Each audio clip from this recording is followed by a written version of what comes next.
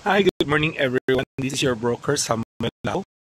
Natay property karon gi tan-aw nga for sale 700 plus square meter along Alta Vista, no?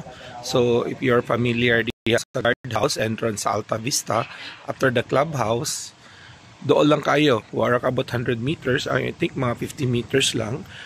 Office ni nila sa Alta Vista sa guardhouse. So the property on the left side kana mismo. So from the office of Alta Vista Guardhouse, it's on the left side, no? Ang iyang frontage mga naa sa 14 to 15 meters nga rectangular going ngadto. So iyang view na siya city view, naapod siya mountain view.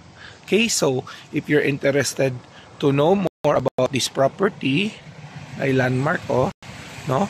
If you want to know more about this property, just contact us at 0917-323-6123.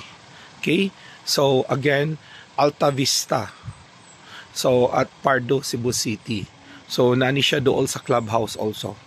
Dool ragid sa entrance. And this is your broker, Samuel Lau. Good morning, everyone.